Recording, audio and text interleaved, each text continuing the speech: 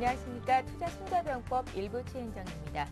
서울경제TV를 지상파 DMB 유원 미디어를 통해서도 시청하실 수 있다는 사실 여러분들 알고 계실 텐데요. 계속해서 많은 시청을 바라겠고요. 투자손자병법 1, 2부가 지난 11시부터는 시청자 여러분들의 종목을 상담해 드리는 시간도 가질 예정입니다. 013-3366-0110번으로 무료 문자 보내주시거나 3153-2610번으로 전화로도 참여하실 수 있고요. 지금부터 신청받고 있으니까 여러분들의 많은 참여를 기다리고 있겠습니다. 자, 유럽연합 정상회담 결과는 소문난 잔치에 먹을 것 없었다는 평가를 받고 있고요. 그리스의 국가 채무 불이행 우려가 다시 재부각되면서 장 초반에 낙폭을 크게 키웠던 미국의 주요 증시는 낙폭을 다소 만회하면서 장을 마치는 움직임을 보였습니다. 이탈리아가 총 75억 유로의 국채를 발행하는 데 성공했다는 소식은 증시에 호재로 작용을 했었는데요. 어제 국내 증시 코스피는 6거래일 만에 조정을 받으면서 1940선으로 밀렸었습니다. 자, 그간 단기간에 급등한 데 따른 적절한 숨고르기였다라는 평가가 우세한데요. 다만 주요 기업들의 실적이 발표된 이후로 또 종목 간에 또 외국인과 기관이 사고 파는 종목 간에 대응이 참 어려운 구간이다라는 평가를 받습니다. 자, 오늘 장은 어떻게 움직일까요? 대응 전략 찬찬히 짜보겠습니다. 자, 오늘 함께해 주실 두 분의 전문가 소개를 해드리겠습니다. LNS 파트너스의 하창봉 팀장 나오셨고요. 우진 투자 컨설팅의 이성규 팀장 자리하셨습니다. 안녕하세요. 안녕하십니까. 예, 먼저 이 시각 코스피 코스닥 예상 체결 지수와 함께 동시호가 상황부터 보겠습니다. 예, 오늘 코스피는 어제보다 한 1포인트 정도 오르면서 장을 출발할 것으로 예상이 되고 있습니다. 코스피가 어제 6거래일 만에 하락을 했었는데요. 다시 하루 만에 반등 시도를 할 것으로 보이고요. 오늘도 외국인들이 얼마나 주식을 사고 팔지가 관건일 것 같습니다. 자, 시총 상위 종목군들 움직임 보겠습니다.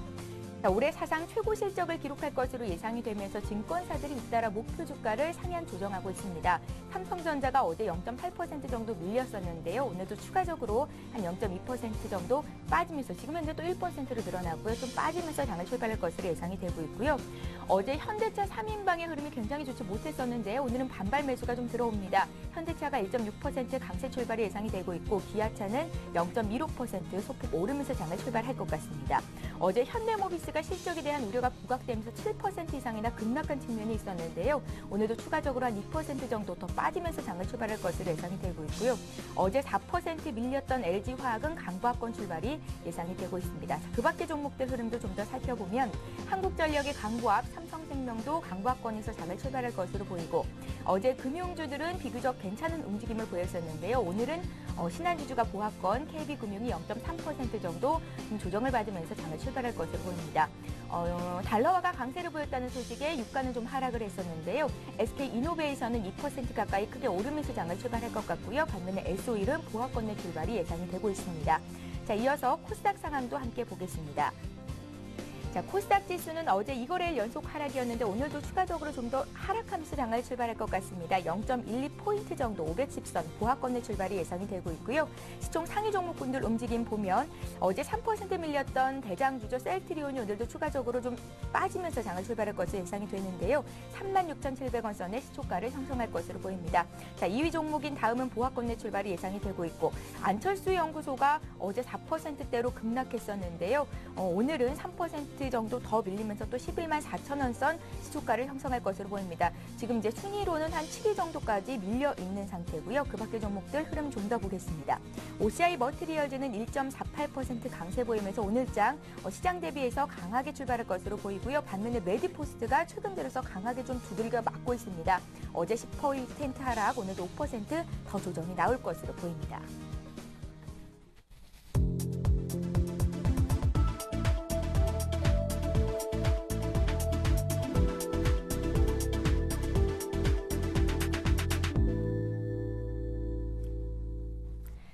예, 1월의 마지막 날입니다. 1월 31일 화요일장 출발이 됐는데요. 오늘 코스피가 조금 또 하락하면서 장을 출발한 것 같습니다. 상황 어떤지 보겠습니다. 하창봉 팀장님. 이제 시장 같은 경우는 일단 이격이 과하다 보면 약간 조정이 예상되는데 어저께 같은 경우가 1940포인트 이탈하는 그런 흐름이 나왔던 것 같습니다.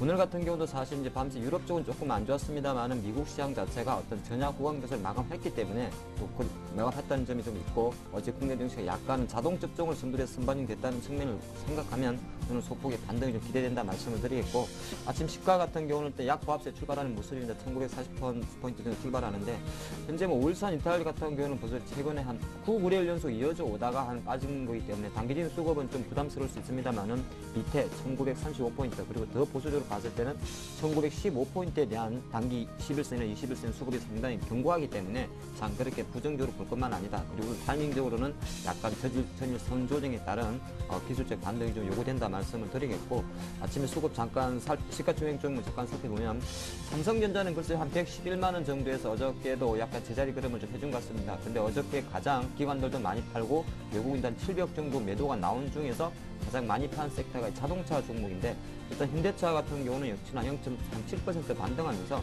21만 7천여 원가 들어오고 있습니다. 그리고 모비스 같은 경우 어저께 사실 7% 이상의 급락이 나왔죠. 외국인도 많이 팔았고 기관도 많이 팔았었는데 오늘 같은 경우도 지금 현재 3.2% 급락하면서 27만 1,500원에 어떤 흐름세가 나오고 있습니다. 지금 자동차 업종 같은 경우 어떤 뭐 실적에 대한 이야기 계속적으로 나오고 있습니다만 가장 중요한 것은 대형주들은 실제적으로 그 무엇보다도 수급이 우선 돼야 되기 때문에 자동차 업종 기술적 반등을 생각할 수 있습니다만 그 기술적 반등의 주체가 누구인지 한번 체크하는 게 좋을 것 같다 말씀드리겠고 어저께 또 많이 빠진 게 중국이 사실 춘절 이후에 지준율을 좀 인하할 수 있지 않을까. 그리고 또 하나 중국이 쉬는 동안에 유럽이라든지 미국, 한국 증시가 좀 반등했기 때문에 중국 상해 지수에 대한 기대감이 좀 컸었는데 실제로 어저께 중국은 약보합세를 마감을 했습니다. 그렇다 보니까 중국 관련주를 할 수 있는 화학이라든지 기계, 건설 업종이 조금 약세를 보였었는데 오늘도 조금 그런 흐름 이어가고 다행스러운 건 어저께 장이 그렇게 나쁘게만 안 보는 가장 결정적인 이유가 어저께 장을 잠깐 조금 생각해보면 금융주라든지 증권주의 낙폭이 크지 않았다는 것 자체는 지금 조심스럽게 제기되고 있는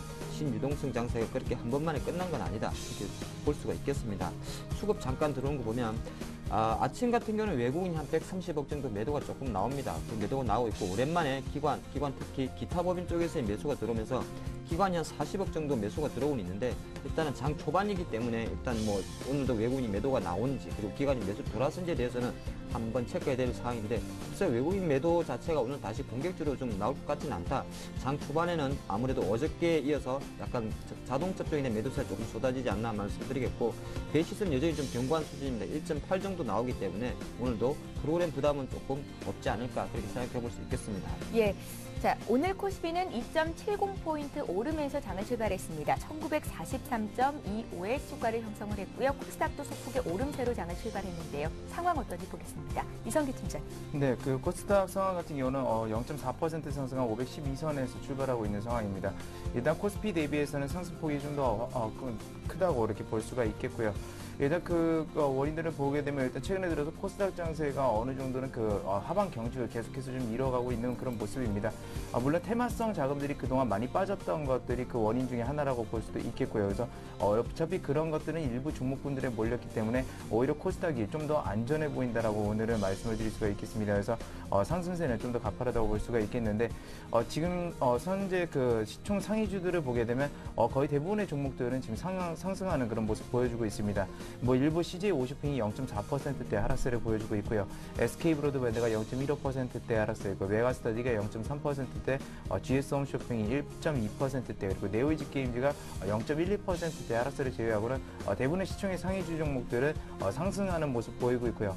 앞서서 말씀드렸던 그런 종목들 중에서는 일단은 대부분 보면 약보합권이라고 볼 수가 있겠습니다. 물론 GS홈쇼핑이 1.2%대 1% 넘는 하락세를 보이고 있지만 그렇게 큰 폭의 낙폭은 아니다라고 볼 수 있겠고요. 그 다음에 그 뒤를 이어서 역시나 그 CNK 인터 같은 경우는 오늘도 여전히 이런 장에서 하락세를 지금 금치 못하고 있습니다. 7% 넘는 좀 하락세를 계속해서 이어가고 있다. 그 문제들이 계속해서 대두되면서 역시나 그런 부분들의 우려가 계속적으로 좀 나오고 있다라고 볼 수가 있겠고요. 코스닥의 지금 현재 그 수급 상황을 잠깐 한번 보게 되면 일단은 그 코스닥 시장에서 오늘은 외국인들이 3억 원의 순매수를 보이고 있습니다. 기관들은 여전히 12억 원의 순매도세를 보이고 있고요. 어제에 이어서 개인들이 역시나 22억 원의 순매수를 보이면서 일단 오늘 코스닥 그 상승의 주체라고 할 수 있는 것은 외국인과 개인들이라고 좀 볼 수가 있겠습니다. 그리고 오늘 일부 테마주도 좀 많이 올라오는 것들을 보게 되면 일단은 장 초반에는 OLED 관련주들, 그러니까 디스플레이 관련해서 굉장히 그 높은 폭의 상승을 보이고 있습니다. 지금 현재 보면 크로바이텍 같은 경우도 약 7%대 상승하고 있는 모습이고요. 루멘스가 2.3%대 상승하면서 이 OLED 관련주들 오늘 장에서 좀 각광받고 있다라고 말씀을 드릴 수 있겠고, 그 뒤를 이어서 최근에 들어서 일본의 그 신종플루 감염자 수가 많이 늘어나다 보니까 이 신종플루 관련해 가지고 다시 한번 상승세가 좀 가파르게 좀 나타나는 모습입니다. 그래서 테마로서 지금 대표되는 것은 OLED와 그리고 신종플루엔자라고 볼 수가 있겠고요. 지금 코스닥 장세 같은 경우에 여전히 코스피 대비해서는 오버퍼폼하고 있는 모습이라고 이렇게 정리를 해드릴 수가 있겠습니다. 예, 자 이렇게 해서 코스피 코스닥 출발 상황 봤습니다. 잠시 후에 강정원의 오늘장 공략주를 잡아라가 이어집니다.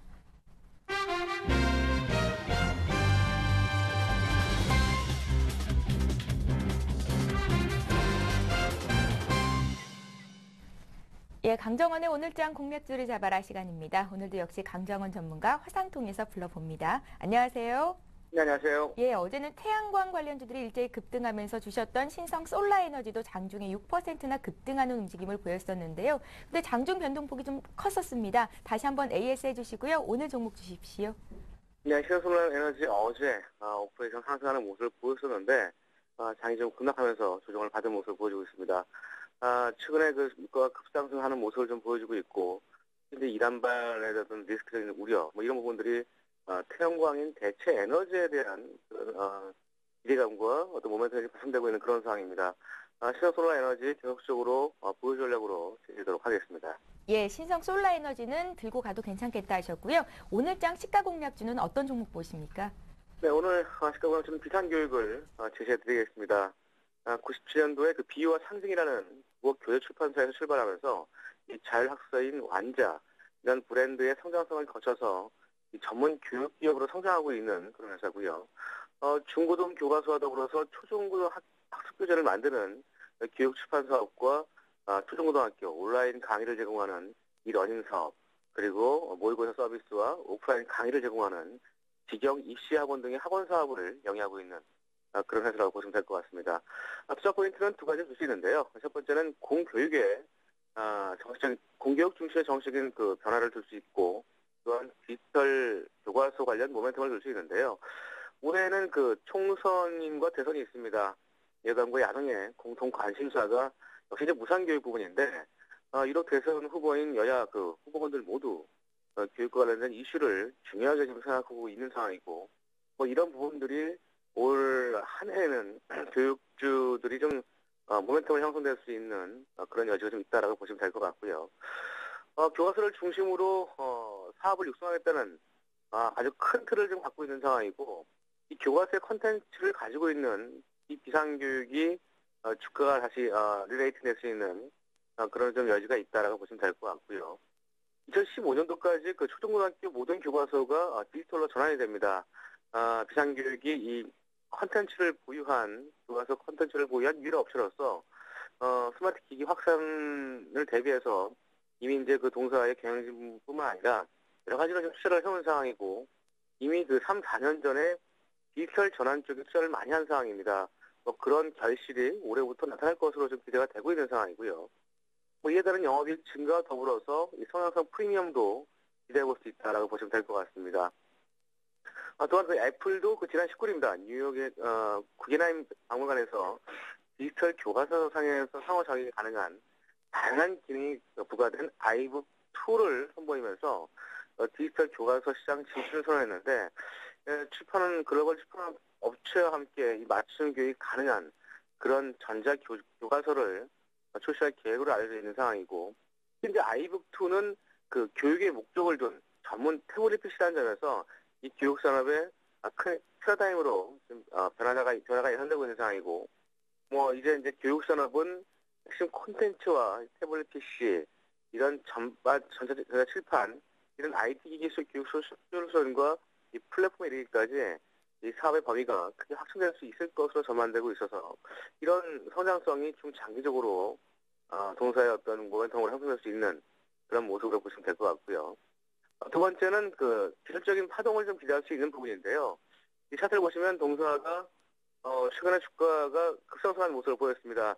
역시 이제 급상승한 이후에 1월 20일 5일부터 한 4월 조정받았고 3차 상승 파동을 좀 보일 수 있는 조정 완료 패턴을 좀 보여주고 있습니다. 그래서 10일 이평선을 기점으로 해서 지금 조정 완료 패턴을 좀 보여주고 있는 상황인데 기본적으로 동사가 2008년도 공모가가 33,000원대였고 낮은 수준에 좀 거래되고 있는 상황인데 올해 실적뿐만 아니라 앞선 그 투자 포인트에서 말씀드린 바와 같이 이런 저평가 메리트와 더불어서 실적 호전 기대감 그리고 성장성 프리미엄 이런 것까지 감안됐을 때 기술적 분석과 더불어서 다시 한번 상승을 기대할 수 있는 그런 패턴으로 판단되어서 오늘 시가 공략주로 제시해드리겠습니다. 예, 올해 총선과 대선을 앞두고 여야의 공통 관심사가 무상교육일 텐데요. 교육주 중에서도 오늘 비상교육을 시가 공략주로 주셨습니다. 오늘 장에서는 조금 눌려가는 움직임인데요. 이 가격대 매수 괜찮겠습니까? 목표가, 네. 손절가까지 함께 제시해 주십시오. 네, 매수가는 11,500원대, 현 가격대가 충분히 매수 포인트가 될 수 있는 그런 자리고요. 목표가는 일체적으로 저희 3차 상승 파동을 얘기했기 때문에 13,200원 전고점을 돌파할 수 있을 것으로 좀 예상하고 있겠습니다만 13,000원까지만 제시해드리겠고 손절가는 11,000원 사이에 손절로 대응하시기 바라겠습니다. 예, 강정원 전문가 오늘장 공략주로 비상교육 주셨습니다. 말씀 잘 들었습니다. 네, 고맙습니다. 예, 자 이어서 외환 채권 시장 흐름 보겠습니다. 자 오늘도 역시 한양증권 리서치센터의 전소영 연구원 전화로 연결해 보겠습니다. 안녕하세요. 네, 안녕하세요. 예, 어제 말씀하셨던 것처럼 미국계 사모펀드인 론스타가 외환은행 매각 대금을 환전할 것이다라는 이런 기대감이라고 봐야 될까요? 어제 환율이 또 한 번 올랐었고 오늘도 상승으로 장을 출발한 것 같습니다. 외환시장 흐름 어떻게 보고 계신지요? 네, 오늘도 이제 역시나 이제 전일 대비 1원 70점 상승한 1,129원에 거래가 이루어지고 있는 그런 모습입니다. 어제 이제 언급드렸듯이 외환은행의 그 론스타 물량들이 이제 뭐 일부 유입이 되고 있고 그런 가능성들이 계속 제기가 되면서 환율이 소폭 상승 출발을 했는데요. 이제 그 와중에 외국인이 주식 순매도를 나타냈고 그리고 이제 유럽에 대한 우려감이 재차 부각이 되면서 어제 환율 상당히 큰 폭의 상승을 나타냈습니다. 전일 대비 4원 정도 상승을 했지만 실제로 이제 그동안의 환율 하락폭에 비해서는 상승폭이 좀 다소 컸다라는 그런 평가가 나오고 있습니다. 오늘 같은 경우는 그리스 우려가 계속 지속이 되면서 유로화가 1.31달러 초반까지 하락을 했습니다. 그리고 이제 달러엔 환율이 이틀 연속 급락을 하면서 다시 한번 76엔 초반까지 하락하는 그런 모습들을 보였는데요. 전반적으로 봤을 때 안전통화, 안전자산으로 다시 한번 시선이 좀 심리가 이동되는 그런 측면들이 있는 것으로 파악되고 있습니다. 포르투갈 금리가 사상 최고치를 기록하면서 구제금융 가능성이 불거지고 있다라는 이런 재료들도 환율에서의 추가적인 1,120원대에서의 추가 하락보다는 오히려 여기서의 반등 흐름을 좀 가능케 하는 그런 요소들로 작용을 하고 있고요. 오늘 같은 경우는 이렇게 대외 변수 그리고 외국인의 주식 순매도 전환에 아무래도 워낙 강세 심리가 좀 많이 약화될 것 같습니다. 1,120원대는 단기 지지선의 역할이 많이 될 것 같고요. 오늘 같은 경우는 120일 이평인 1,132원 정도 수준까지의 추가 상승 한번 가능해 보이고 추가로 상승될 경우에는 조금 더 큰 폭의 상승이 나타날 가능성도 좀 염두에 두셔야겠습니다. 예, 자 이번 주에는 경제 지표가 대거 발표가 될 예정인데요. 채권 시장에는 어떤 영향이 있을까요? 채권 시장 흐름도 봐주십시오. 네, 오늘 아침에 12월 광공업 생산이 발표가 됐습니다. 시장에서는 4%대로 좀 둔화가 될 것이다라고 예상을 했는데요. 시장의 전문가 예상보다 훨씬 더 안 좋게 나왔습니다. 전년 동월 대비 2.8%로 시장 예상을 크게 하회를 했고요. 하지만 경기 선행지수 같은 경우는 2달 연속 반등하는 그런 흐름들을 보이고 있습니다. 그래서 좀 지표가 좀 엇갈리는 모습을 보이고 있습니다만은 전반적으로 미국의 경제 지표와 더불어서 국내 지표도 경기가 둔화되는 쪽으로 가고 있다. 이런 요소들은 아무래도 채권 시장에는 호재로 작용할 수밖에 없는 것 같습니다. 오늘 같은 경우는 국채 선물이 전일 대비 3틱 상승한 104.57에 거래가 시작이 되고 있고요. 이렇게 유로존 우려가 지속되고 경제 지표가 둔화되고 있는 이런 모습들이 채권 시장이 아무래도 계속해서 지지되는 요인이 될 것으로 예상되고 있습니다만은 아무래도 지금 국고 3년물 기준으로 3.35% 정도까지 레벨이 내려온 만큼 아무래도 가격 메리트는 그렇게 크지 않은 상황이고 다만 외국인이 어제 15,000계약 이상 순매수를 하고 오늘도 1,800계약 정도 순매수로 출발하고 있기 때문에 외국인이 좀 장을 이끌 만한 그런 요소들은 남아있다라고 보고 있습니다. 예, 자, 이렇게 해서 한양증권 리서치센터의 전소영 연구원과 함께 외환 채권시장 동향 봤습니다. 고맙습니다. 네, 감사합니다. 예, 자 이번에는 일본 증시 출발 상황 봐야겠어요. 리딩투자증권의 남성욱 대리 전화로 연결하겠습니다. 안녕하세요. 안녕하세요. 예, 국내 증시는 코스피가 하락 반전을 했고요. 오늘 일본 증시 출발 상황은 어떻습니까? 일본 증시도 국내처럼 이렇게 반등과 반락을 거듭하면서 현재 지금 8,781.90포인트로 0.12% 정도 하락하고 있는 모습 보이고 있습니다. 일본 시장 관련해 가지고 지금 우려의 목소리가 상당히 많이 나오고 있는데요. 그중에 첫 번째가 이제 그 월스트리트 저널에서 29일 날 발표된 일본의 그 CDS가 지난해 10월 그리스 재정위기가 한창이었을 때 수준까지 치솟고 있다. 이렇게 보도된 그 기사 때문이라고 볼 수가 있겠는데요. 일단 그 후지 히로이사 전 일본 재무장관이 유럽을 타깃으로 삼았던 한문이가 이제 일본은 공격할 것이라 하면서 일본 상황이 남유럽이나 미국보다 좋지 않다고 이렇게 언급을 했었습니다. 이 부분에서 상당히 문제가 될 수 있는 부분이 추세라고 볼 수가 있겠는데요. 그 일본의 CDS가 2달 전만 해도 11만 달러였습니다. 지난해 7월 9만 달러에서 몇 달 사이에 상당히 급등한 것으로 볼 수가 있겠는데요.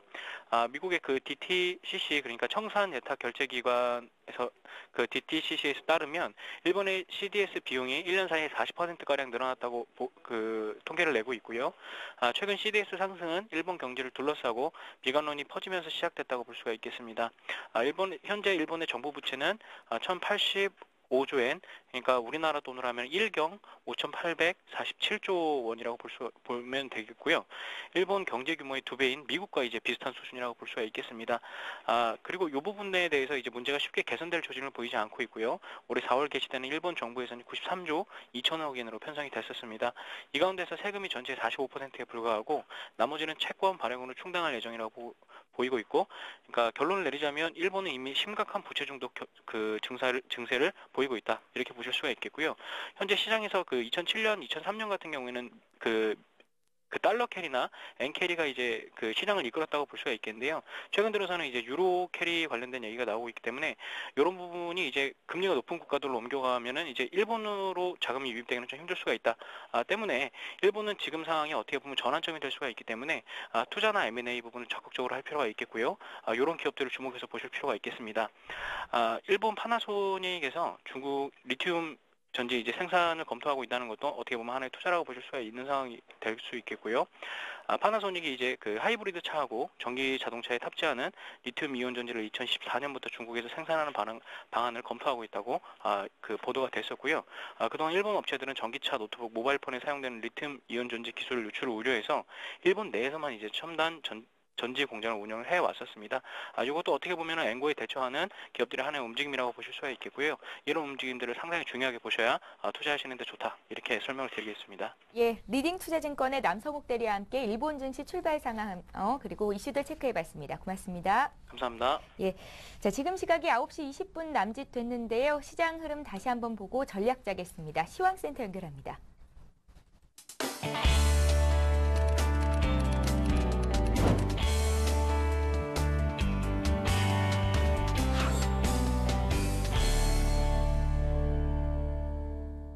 네, 시황센터의 공평입니다. 어제 코스피는 6거래일 만에 하락세로 돌아섰습니다. 지금까지 매수 기조를 이어오던 외국인이 13거래일 만에 매도로 전환하면서 20포인트 넘게 밀리는 모습이었는데요. 오늘 장에서도 최근 상승에 따른 숨고르기 장세가 펼쳐질 것으로 예상됩니다. 현재 상황 어떤지 코스피 지수부터 확인해 보겠습니다. 오늘 코스피 지수는 2포인트 상승한 1943포인트로 장 출발했습니다. 장중 약보합권에서 머물기도 했으나 현재는 다시 강보합권에 진입한 상태인데요. 4포인트 상승한 1945포인트에 거래되고 있습니다. 수급 내용 확인해 보겠습니다. 개인과 기관이 동반 매수에 나서고 있는 모습입니다. 개인은 233억 원, 기관은 29억 원 순매수 보이고 있고요. 외국인만이 매도하고 있는 가운데 417억 원 순매도 나타내고 있습니다. 이어서 코스닥 지수 살펴보겠습니다. 오늘 코스닥 지수는 1포인트 상승한 512포인트로 장 출발했는데요. 현재는 2포인트 상승한 512포인트에 거래되고 있습니다. 수급 내용 확인해 보겠습니다.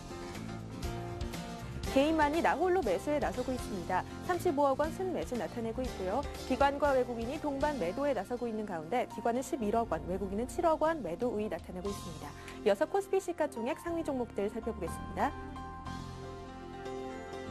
삼성전자는 0.63% 하락한 110만 8천 원에 거래되고 있습니다. 어제 조정받았던 자동차주는 오늘 매수세에 유입되고 있는 모습인데요. 현대차와 기아차는 강보합권에 머물고 있습니다. 현대차는 1.62% 상승한 21만 9,500원에 기아차는 0.9% 상승한 6만 7,100원에 거래되고 있습니다.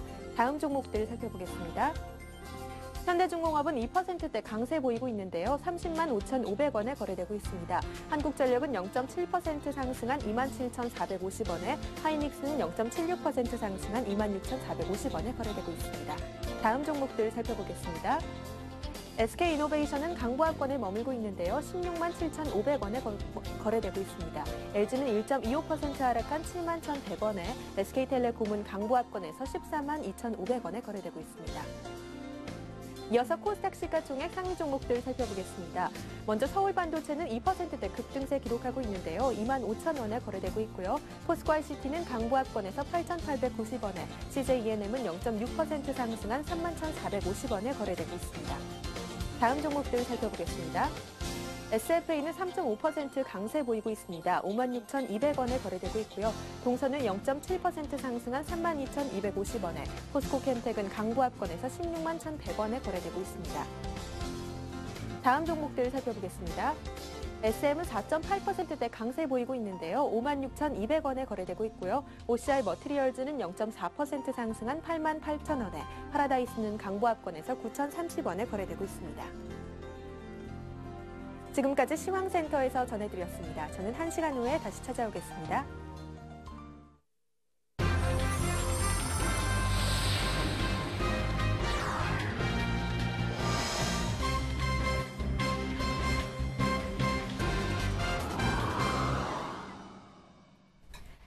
예, 이제 본격적으로 오늘장 출발 전략 짜겠습니다. 하창봉 팀장님께서 이제 장 시작과 동시에 이런 말씀을 하셨어요. 일단 금융주와 증권주가 최근에 흐름이 좋지 않기 때문에, 그러니까 흐름이 괜찮기 때문에 장이 적당한 조정을 보였던 거고 오늘은 반등을 시도할 것이다 라는 분석이셨습니다.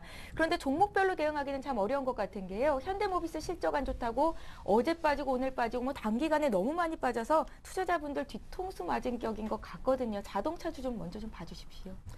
예, 오늘 뭐 수급주를 보면 외국인이 한 400억 정도를 지금 이제 팔고 있는데 400억 중에 거의 다가 거의 다란 표현을 써야 될 것 같네요. 자동차 업종에 대한 파는 게 437억입니다. 가장 많이 파는 게 이제 현대모비스라 보면 좋을 것 같고, 예. 여타 측면에서는 사실 조금 지난 이야기입니다만은 수급 구조를 분석을 하면 그동안에 모비스 같은 경우는 원래 기관들이 핸들링 했다 보니 외국인이 상당히 많이 갖고 있었고, 오히려 어제가 같은 경우도 많이 빠진 이유가 외국인 쪽에서 한 75만 주고 나왔습니다. 왜 현대 자동차 완성차, 그러니까 그 현대 기아차는 기관들이 많이 사고 외국인은 소극적이었고, 상대적으로 외국인은 현대 모비스에 대해서 많은 비중을 뒀었는데 지난 4사분기 실적 발표에 의해 사실 어저께도 많은 매도, 오늘께도 많이 매도가 나온다 말씀드리겠는데, 잠깐 제가 차트를 보면서 이 수급을 한번 분석을 해드리겠습니다. 예. 일단 모비스 투자자별 동향을 보면 지금 맨 위에 이제 그 영상으로 볼 때 맨 위에 빨간색으로 보이는 것이 실제적으로 현대모비스의 외국인 지분 매도입니다. 그러니까 여타 자동차 업종과 봤을 때 현대모비스라는 종목은 제가 지금 6개월치를 보고 있는데 원래 기관은 비중을 계속 줄이고 있는 상황이었고, 약간 특징인 것이 외국인 순매수가 상당히 많이 들어왔던 점입니다. 그러니까 지난 6개월 동안 100만 주에서 300만 주까지 올라갔으니까 한 200만 주 정도가 들어왔던 종목이고, 그런 측면에서 외국인 매도가 나왔기 때문에 앞으로 현대모비스에 대한 흐름 자체는 물론 어떤 하락의 시발은 정권사의 어떤 혹평이 있었습니다만은 수급적인 면에서는 기관 매도, 외국인 매도가 더 우선이다 말씀을 드리겠고, 여기서 잠깐 비교해서 본다 그러면 확연하게 기아차 수급을 잠깐 보면 기아차는 지금 빠진 이유가 초록색이죠. 초록색이 이제 기관 수급인데 오히려 기관이 많이 팔아서 빠진다, 이렇게 정리하는 게 좋을 것 같습니다. 그래서 누가 사실 뭐 어떤 내용, 펀더멘탈적인 내용을 떠나가지고 가장 제가 아까 자동차 업종을 접할 때는 어떻게 보면 올해 1, 4분기 같은 경우는 최소한 1, 4분기 실적을 조금 확인해야 될 것이고, 실적적인 부분. 두 번째 같은 경우는 수급 진정이 우선인데, 완성차, 현대차, 기아차는 기관의 매도세가 진정이 되는지, 현대모비스 같은 경우는 외국인의 매도세가 좀 진정되는지 봐야 되고, 내용 이야기 잠깐 드리면 그냥 간단하게 보십시오. 자동차 판매 대수는 2011년도도 사상 최대 이뤘고 올해 2012년도도 그렇게 부정적으로 보지는 않습니다. 예. 문제는 내용입니다. 내용이란 것이 자동차를 100대를 파는 게 중요한 게 아니고 얼마나 영업이익이 높다는 건데, 현대모비스 같은 경우는 사실 현대 기아차에 비해서는 영업이익도 감소했다는 것이고 또 하나가 영업이익률입니다. 이익률. 그러니까 100원을 팔아서 기존에는 한 10원 정도가 남았었는데 4사분기 같은 경우에는 8원 80전까지 떨어졌다. 그러니까 껍데기는 좋았습니다만은 실제적으로 내용이 없었기 때문에 그 부분이 EPS 주당 순이익을 깔아먹는 그런 효과가 나왔다. 한번 정리를 해보겠습니다. 그래서 오늘 자동차 저도 보세요. 가격적으로만 봤을 때는 고점에서 빠진 것 때문에 밑에서 한번 담아볼까 싶습니다만은 지금 시장 자체는 약간은 상승하고 있습니다만은 약간 불안한 지수가 고점대 있기 때문에 조금 더 한번 체크해보고 두드리고 들어가자는 생각이 좋을 것 같고요. 유럽 이야기 잠깐 넘어가면 사실 뭐 유럽 이야기 이제 지겨워 죽겠습니다. 저도. 그래서 계속 저도 뭐 태풍 속에 찻잔이다 이런 표현을 쓰는데 예.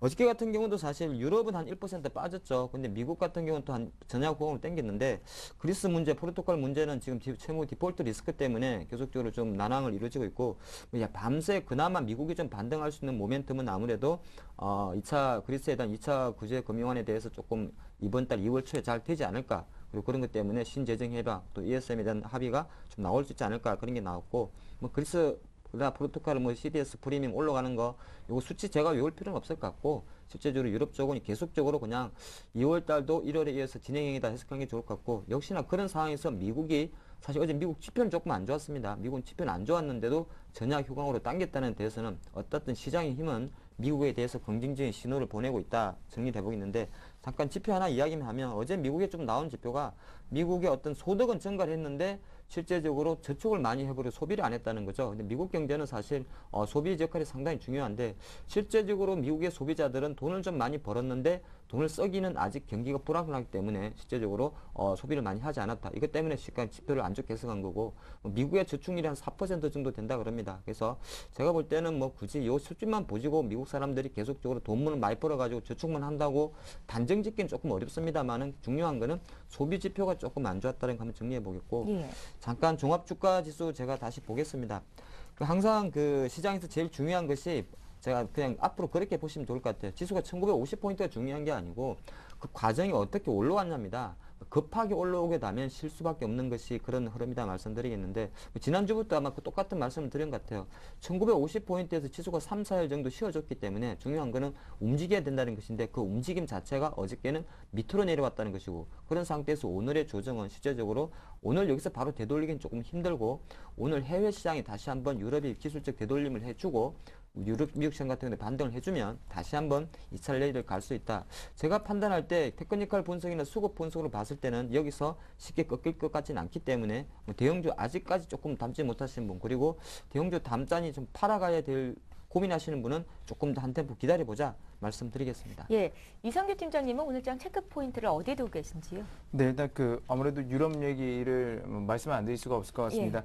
일단 어제 그리스에 대한 그런 얘기들 나왔죠. 독일이 이제 제형 주권을 달라 뭐 이런 식으로 얘기했는데 그거는 뭐 우리나라와 일본과의 관계를 한번 비교해 보면 됩니다. 그러니까 과거에 그 독일 같은 경우도 세계 2차 대전을 이렇게 벌이면서 많은 유럽 나라들을 침략을 했죠. 근데 일본도 우리나라를 그렇게 했고요. 근데 예를 들어서 일본이 우리나라한테 우리나라가 경제가 어렵다고 해서 제형 주권을 달라고 하면 우리나라 국민들이 당연히 안 주겠죠. 우리나라 대통령도 안 줄 겁니다. 그래서 그런 부분들에 대해서 굉장히 마찰이 컸다라는 거여서 이념적 문제로도 굉장히 많이 섞여 있다라는 것이 그런 불안감들을 이제 많이 조성을 했다고 보고 있고요. 예. 그 다음에 이제 미국 아까 하창봉 팀장님도 말씀을 해주셨는데 미국 소비자 지표 부진 자체가 저는 이렇게 그 예상 추정치가 좀 잘못되었었지 않나 그렇게 생각합니다. 워낙에 그 연말 랠리 하면서 소비 지표에 대한 그런 어떤 예상치 자체를 전문가들이 높게 잡아놨기 때문에 그거만큼 부진이라는 거지 그게 아예 자체 소비가 전체가 부진은 아니다라고 이렇게 말씀을 드릴 수가 있겠고요. 그 다음에 어제 그러면서 그 미국장 같은 경우는 일단은 세 자릿수까지 그러니까 1% 넘게 그리고 하락하는 모습들은 보였습니다. 근데 장 막판에 굉장히 강하게 반등하는 모습들을 보여줬었는데요. 그것은 바로 이제 ESM의 출범이죠. 그러니까 유럽 안정화기구가 1년 정도의 그 출범 시기를 앞당길 것이라는 그런 호재가 좀 작용하면서 뉴욕 증시가 막판에 크게 좀 반등하는 모습을 보였습니다.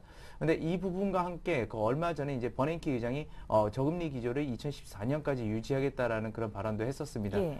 그런 부분들이 우리가 딱 겉으로 봤을 때는 굉장히 좋은 호재들이구나라고 생각할 수 있겠지만 반대로 놓고 보게 되면 그만큼 위기가 유럽이나 미국 사회에 있어서 굉장히 크게 지금 다가가고 있다는 겁니다. 그래서 정책 집행자들이 그런 것들을 보고 빠른 시기를 앞당기고 사람들에게 심리적 안정을 줄 수 있게 버닝키 같은 경우는 2014년까지 그만큼 적은 기조를 이어간다는 것이고 그렇다는 것은 경제가 진짜 실제로 지금은 너무 안 좋다라는 것을 그 사람들 말을 통해서 그렇게 대변할 수 있다라는 거. 그래서 그런 것들에 대한 어떻게 보면 막연한 기대감을 가지고 괜찮을 거라면서 투자를 할 경우에는 나중에 해양 사태가 반대 양상들이 벌어졌을 때 그런 정책들이 효과가 없어졌을 때는 주가는 더 크게 폭락할 우려도 있다. 근데 현재 상황 같은 경우는 지금 그렇게 폭락할 수 있는 그런 기미 자체는 그렇게 크게 보이지 않다는 거를 오늘 말씀드릴 수 있겠고요.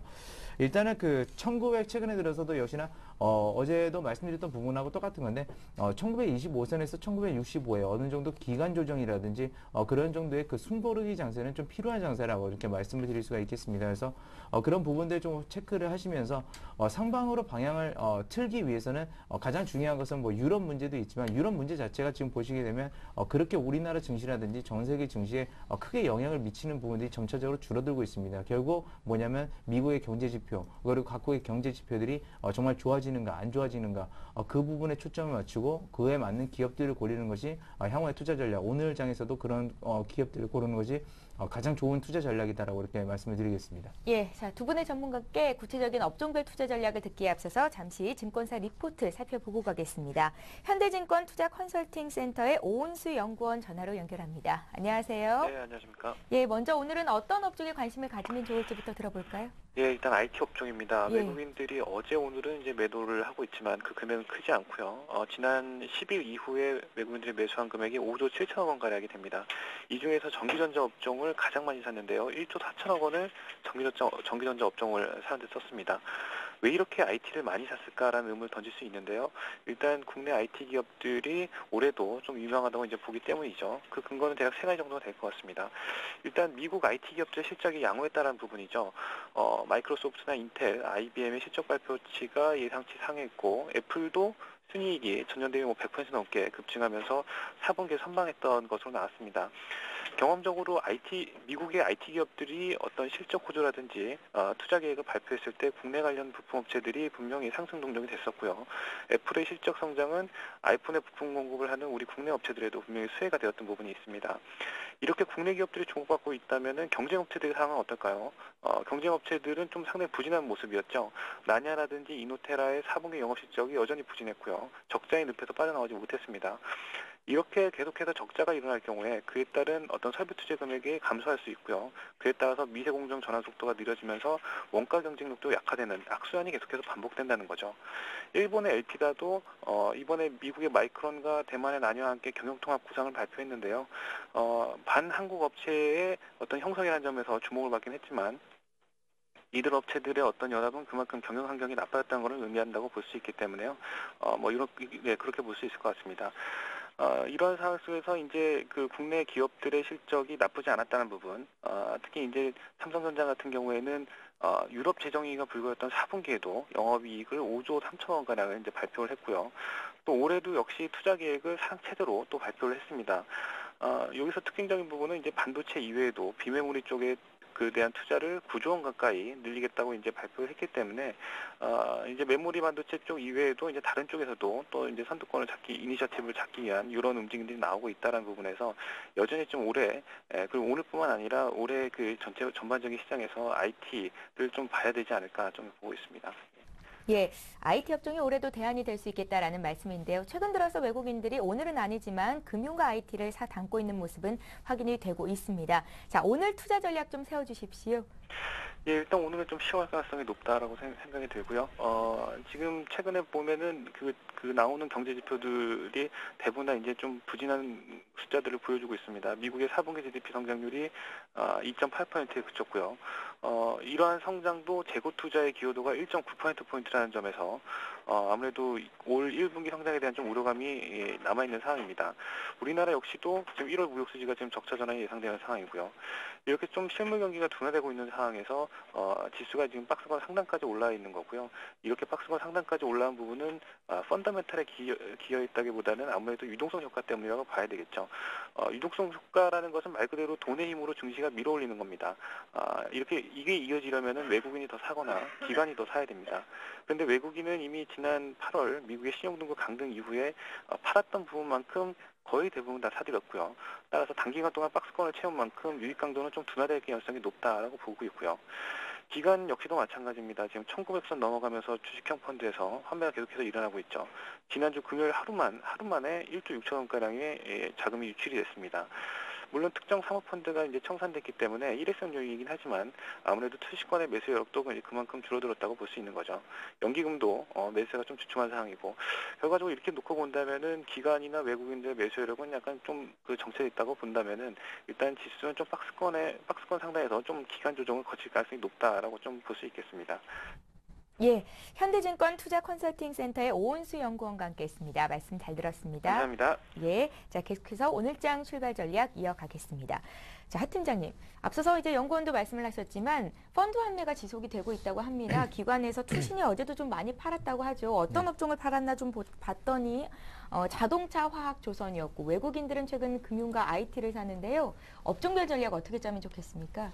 일단은 뭐 기관들 투신이죠. 투신은 이제 자산 운용사니까 우리 개인들의 펀드 환매 요구에 응할 수밖에 없고 개인들 심리 같은 경우는 워낙 증권사나 방송에서 올해 1, 4분기 시장이 좋지 않다. 그러니까 일단 팔고 싶은 욕구가 있고 또 최근 보통 적립식 펀드나 이제 거치스 펀드 같은 경우는 최소한 3년 정도로 이제 어떤 수익 구간을 보는데 지금 현재 지수가 3년으로 보면 수익 구간이죠. 예. 물론 펀드 섹터별로 조금 다를 수는 있습니다만 인덱스 펀드나 이런 액티브 펀드 기준으로 보면 수익 구간이기 때문에 당연히 차익 욕구가 나올 수 있다. 그렇게 정리해 볼 수 있겠고 수급적인 측면에서는 사실 뭐 지금 외국인 매도 조금 나오고 있습니다만은 지금 자체는 바로 전환하기는 좀 어렵다. 그렇게 보는 것이고 삼성전자 사고가 조금 쉬어도 지수는 다시 한번 1950포인트에 타진하는 모습입니다.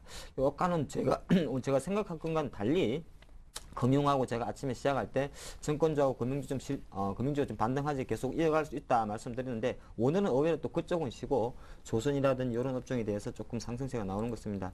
자동차 업종에 대해서는 뭐 아까 주지하다시피 다시 한번 강조드립니다만은 오늘 약간 현대차, 기아차 기술적 반등 나옵니다만은 요거는 좀 기술적 반등으로 보는 게 좋고 예. 일단은 모비스나 포함해서 3인방 같은 경우는 최소한 1분기 실적이 조금 확인되는 제가 볼 때 한 2월달 정도는 약간 바닥다지 좀 필요하지 않을까 생각을 하는 게 좋다고 한번 정리를 해보겠고 역시나 오늘 저는 다시 한번 중국 증시 한번 기대를 해보겠습니다. 중국 증시를 기대하게 되면 사실 가장 세 가지 섹터에 포커스를 맞출 수밖에 없습니다. 그게 바로 화학하고 철강, 건설인데 오늘도 뭐 LG화학이라든지 여타 종목들 호남수교 반등세 좀 보이고 있다는 거 주목된다 할 수 있겠고 조선 같은 경우도 약간 뭐 그런 맥락으로 보시면 좋을 것 같습니다. 지금 시장에 축이 크게 세 개가 있는데 그 축의 하나는 제가 정리해드리면 하나 같은 경우는 실적으로 대변되는 삼성전자 자동차입니다. 대표주입니다. 시가총액 10위안에 들어가는 것이고 두 번째가 조심스러운 신유동성 장세로 대변될 수 있는 금융섹터입니다. 뭐 금융이라든지 은행, 증권, 보험 쪽이 이제 그런 섹터가 될 것 같고 세 번째 같은 경우가 약간 중국의 긴축 완화 모멘텀에 기대할 수 있는 어떤 순환 섹터가 되겠죠. 대표적인 것이 화학이라든지 철강, 건설, 기계라 할 수 있는데 사실 지금 화학주들이나 철강주들이 보면 주가 밑에서부터 조금 올라온 건 있습니다. 근데 시장이 여기서 조금만 더 상승 제가 볼 때 2000포인트는 일단 2월달에 한번 갈 것 같은데 예. 그때는 오히려 IT나 자동차가 땡기는 힘보다는 말한 제가 두 번째, 세 번째에서 조금 올라갈 수 있다 한번 정리해 보겠고 잠깐 간단하게 코스닥이나 태별주에서 계속 관심이 많으실 것 같은데 이렇게 한번 생각을 해보세요. 코스닥은 한 2월달 정도 중순, 제가 예단을 해보니까 2월 중순부터 한 2월 말까지는 또 날개를 칠 겁니다. 그게 왜 그러냐면 3월은 코스닥의 살생부죠. 살생부라는 게 이제 보통 3월 결산이 되게 되면 재무제표가 안 좋거나 뭐 5년 이상 잠식이나 이런 회사들이 4월 달에 못 보는 회사들이 좀 생깁니다. 그래서 우리가 끝물에 한번 해먹자. 예. 그런 색으로 5월 달, 원래 보통 2월 달 중순 후부터는 코스닥이 잘 갑니다. 그래서 그런 거 좀 생각하실 때 최소한 지금부터는 이번 2월 만기가 있는 2월 중순 정도까지는 그래도 거래소에 조금 관심을 가지는 전략이 좋을 것 같고 테마주 잠깐만 그래도 그 와중에도 그나마 저도 이제 테마를 보고 있기 때문에 조금 섭하라는 테마는 오늘도 강세를 보이고 있는 테마 정도 세 가지입니다. 유해 헬스케어 관련 테마에 대해서는 주가 고평가 논란이 계속 할 수는 있습니다만 어차피 바이오와 함께 어떤 삼성의 어떤 의지, 정부의 의지가 있기 때문에 유해 헬스케어에는 계속 좀 관심 가지시고 가스관 관련주는 제가 몇 번 말씀드린 게 있는데 정책이 바뀌었다고 북한을 경유하는 그 가스관 사업이 멈춰지는 건 아닙니다. 그렇기 때문에 최근에 조금 급등한 흐름이 있습니다만은 가스관 관련주 조금 국책 사업이라는 걸 생각하면서 보시면 좋을 것 같고 대선 관련주는 별로 말씀을 안 드리겠습니다. 오늘 인맥 관련은 좀 많은데 역시나 대선 관련 테마에서는 무상 공격이나 이런 것보다도 대세는 SNS지 않을까 그런 말씀 한번 조심스럽게 해보겠습니다. 예, 이성규 팀장님은 향후에 어떤 업종을 관심 있게 보시는지 듣겠습니다.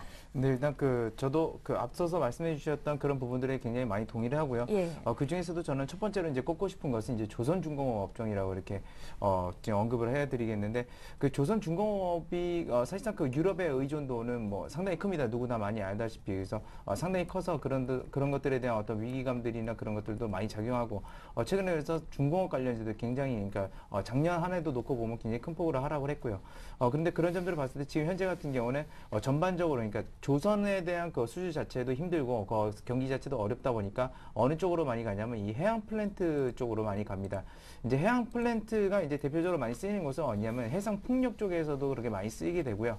그 외 여타 여러 가지 에너지 관련 섹터에서 많이 쓰이는데 에너지 수요라든지 이런 부분들도 상당히 좀 이렇게 경제가 어려웠음에도 불구하고 계속해서 늘어난다는 그런 측면 그런 점들을 이제 보고 역시나 아무래도 지금 상황이 굉장히 최악의 상황이다 보니까 여기서 더 이상 뭐 악화될 것이 있느냐 뭐 그런 관점도 있습니다. 근데 물론 악화된다고 했을 때 뭐 주가가 그런 것들을 무시하고서 버티는 건 아닙니다. 주가는 무조건 그런 것들에 반응을 하기 때문에 일종의 말하면 2012년도가 이 조선중공업 업종의 변곡점이 될 수가 있다 해서 어떻게 보면 굉장히 큰 폭의 이익을 누릴 수 있는 시기이기도 하지만 반대로 봤을 때는 또 이렇게 큰 폭의 수익을 못 볼 수도 있다. 손실을 크게 볼 수도 있다. 그래서 조선중공업 업종은 전반적으로 봤을 때는 위험성을 가지고 있지만 그냥 제 개인적인 견해로 봤을 때는 어느 정도 바닥 구간을 계속해서 다져가는 구간이기 때문에 굉장히 좀 저평가 구간이라는 걸 좀 이렇게 말씀을 드리겠고요.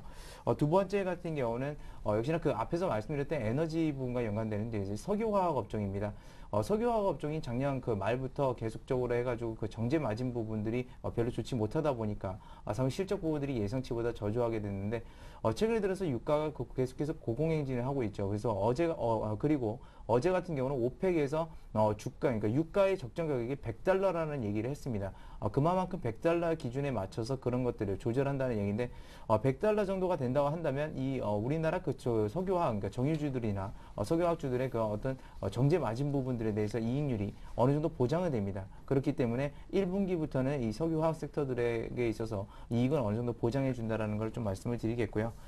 그 다음에 마지막으로 제약주들에 대해서 다시 한번 좀 언급을 드리고 싶은데 그 전에도 한 번은 드렸던 것 같습니다. 근데 제약주들이 이제 약가 인하에 대한 그 어떤 부담감들 때문에 주가가 많이 하락한 경향도 있지만 실제적으로 이익 추이를 보게 되면 제약주들은 계속해서 꾸준히 상승하고 있습니다. 분명히 약가 인하를 작년부터 하기 시작했는데 물론 올해도 이제 추가적으로 이어지게 됩니다만 그런 점들이 있는데도 왜 저런가 많이 궁금해 하실 텐데 말 그대로 약가 인하가 돼서 마진이 안 남는 부분은 제약사들은 생산을 줄입니다. 생산을 줄이다 보니까 어떤 결과가 발생했냐면 보건복지에서 오히려 그 저가 의약품들의 약가를 올려주는 일들이 발생했습니다. 그렇게 됐을 때 역시나 제약주들도 지금 현재에서는 더 이상 떨어질 구간이 없다. 그래서 저평가 구간이다라는 거. 그래서 오늘 업종 제가 좀 향후에 탑픽으로 꼽는 것은 이 조선중공업과 그리고 석유화학 그리고 제약주라고 이렇게 의견을 좀 드리도록 하겠습니다. 예, 장 초반에 비해서 국내 증시가 오름폭을 늘려가고 있습니다. 현재 코스피가 어제보다 한 10포인트 정도 올라온 1950선 회복을 한 상태인데요. 오늘 장 관심 종목이 있을까요? 예, 오늘 저는 송원산업입니다. 예. 일단 화학주라고 제가 말씀을 드리겠고, 일단 중형주입니다. 시가총액이 한 2,600원이니까 중형주인데, 이 종목은 아마 제가 볼 때는 장롱에 사가지고 장롱에 묻어놔야 되지 않을까 생각을 합니다. 예. 약간은 뭐 단기적인 이슈보다는 큰 그림에서 가져왔다고 한번 정리를 해보겠는데, 일단 하는 회사 소개 잠깐 드리면, 송원산업 같은 경우는 산화방지제라 그럽니다. 그러니까 합성수지라든지 PVC 쪽에 들어가는 안정제 역할을 하는데, 국내에서 85% 점유율을 갖고 있고 세계에서는 한 20%입니다. 그러니까 전방산업 국내 수많은 어떤 화학업종에 대해서 이 송원산업의 산화방지 제품이 들어가야 된다고 한번 정리를 해보겠고, 가장 주가가 보면은 최근에는 뭐 많이 빠졌다고 느끼시죠. 근데 이 송원산업 주가를 제가 한번 월봉을 한번 보겠는데 상당히 제 나이보다 더 오래된 회사입니다. 1965년도에 설립을 해서 77년도에 상장을 했고, 지금 월봉을 잠깐 월봉이 아니라 연봉을 볼까요? 연봉을 보게 되면 154원, 1980년도에 154원 하던 주가가 지금 뭐 2만 1,000원 하죠. 물론 뭐 30년 전 주가를 제 덜먹인 이유는 딱 하나밖에 없습니다. 계속 회사는 성장했다는 것이고, 가장 중요한 거는 이 회사는 2004년도부터 턴어라운드를 탈바꿈을 합니다. 2004년도 시제적으로 회사가 주가가 좀 올리기 위해서 주식 분할을 한 10분의 1 정도를 했죠. 그러다 보니까 유식 됐고, 2009년도부터 실제적으로 5,000원에 있던 주가는 17,000원까지 급등을 합니다. 왜 급등하냐면 2009년도부터 확실하게 턴어라운드에 성공을 했습니다. 그렇기 때문에 실적적인 부분이 좀 반영됐다 한번 정리해 보겠고 예. 2만 원까지 갔던 주가가 왜 만 원까지 쪼그라들었냐? 그건 하반기 석유 업황이 안 좋아서 그렇습니다. 그래서 올해 같은 경우도 영업이익이 한 300억 정도 이하가 좀 예상되기 때문에 300억으로 가산하면 송원산업은 적정 주가가 12,000원 정도 나옵니다. 그리고 300억 이상을 넘어갔을 때는 15,000원 이상을 줄 수 있는 주가입니다. 그래서 약간 중장기적인 관점에서 거래량 조금 작지만은 기술적으로도 지금 10,000원 정도에서 지지하고 흐르기 때문에 우리가 단기적인 이슈로 뭐 샀다가 뭐 한 달 내에 상한가 치는 그런 종목보다 불안한 장세에서 2012년도에 또 장기 종목이지 않나 그렇게 한번 말씀드리면서 11,000원 밑에서 좀 매수해 주시고 뭐 단기적인 좀 목표가로 보신다 그랬을 때는 한 13,600원 그리고 그래도 아무리 좋아도 나는 손절은 해야겠다 그러면 9,400원을 제시해 드리겠습니다. 예, 중장기적으로 장롱에 묻어둬도 괜찮다라는 말씀이셨는데요. 오늘 송원산업을 주셨고요. 이성규 팀장님은 오늘 어떤 종목 보시는지 듣겠습니다. 조선주 있다가 좀 향후에 괜찮다 말씀하셨었는데요. 네, 오늘 예. 조선주입니다. 그래서 저는 하청분처럼 그러니까 장롱에 묻어둬서는 안 되는 예. 종목이고요. 단기적으로 좀 이게 테크니컬 측면으로 좀 이렇게 말씀을 드리게 되면 일단 오늘 소개해드릴 종목은 삼성중공업입니다. 삼성중공업인데 많이들 아시는 그 기업일 테고요. 일단 삼성중공업의 그 장점을 들자고 한다면 이 회사 같은 경우는 이제 우리나라 그 LNG선에 있어서 가장 많은 수요를 하고 있죠. 최근에 들어서 유가가 고공행진을 하다 보니까 국제적으로 LNG의 공급을 늘리자라는 그런 얘기들도 나옵니다. 당연히 그렇게 공급을 늘리게 되면 LNG 선 수요는 증가할 수밖에 없다라는 것이고 그런 부분들은 향후에 아까 말씀드렸던 것처럼 유가가 $100 이상을 계속해서 $100 부근을 계속해서 움직일 것으로 예상되고 있기 때문에 그런 수요처 자체가 좀 확보될 것으로 예상되고 있습니다. 근데 이 조선중공업 업체들 자체가 부채 비율이 굉장히 높기 때문에 이익 타격이 한번 오게 되면 자산 가치가 급감하는 그런 결과를 보이는데요. 그렇기 때문에 그런 부분들에 대해서 위험성은 있지만 삼성중공업 같은 경우는 해양 플랜트 비중이 상대적으로 높습니다. 그러니까 플랜트 쪽의 비중이 높은데 그것이 그 장점인 이유는 이것은 발주 취소가 잘 일어나지 않습니다. 그러니까 조선 선박 같은 경우는 발주를 하더라도 그 선박 발주 주는 회사에서 취소를 하는 경향이 있는데 그런 것들이 없다라는 거에서 그만큼 안정적이라는 걸 말씀드리겠고요. 예. 일단 현재 구간에서는 조정이 어느 정도 예상이 되기 때문에 지금 현재 구간에서 매수가 지금 현재부터 약 32,500원 선까지는 분할 매수 관점에서 좀 대응하시겠고요. 그 다음에 29,000원 선을 손절가로 좀 제시를 해드리고 목표 주가는 저고점 돌파하고 저항대를 받는 4만원 선으로 좀 제시를 해드리도록 하겠습니다. 예, 삼성중공업은 송원산업과 다르게 테크닐적인 대응이 맞겠다 하셨고요. 지금 34,350원에서 거래가 되는데 이 가격대부터 32,500원까지 분할 매수로 접근해보자 말씀하셨습니다. 자, 이렇게 해서 오늘 장 출발 전략은 LNS 파트너스의 하창봉 팀장, 우진 투자 컨설팅의 이성규 팀장과 함께했습니다. 고맙습니다. 예, 잠시 후 11시부터는 시청자 여러분들의 종목을 봐드리는 상담 시간이 마련되어 있습니다. 013-3366-0110번 무료 문자를 보내실 수 있고요. 3153-2610번으로 전화로도 신청을 받고 있습니다. 여러분들의 많은 참여를 기다리고 있겠습니다. 투자 손자병법 1부 마치고요. 저희는 잠시 뒤 2부 시간에 돌아오겠습니다. 고맙습니다.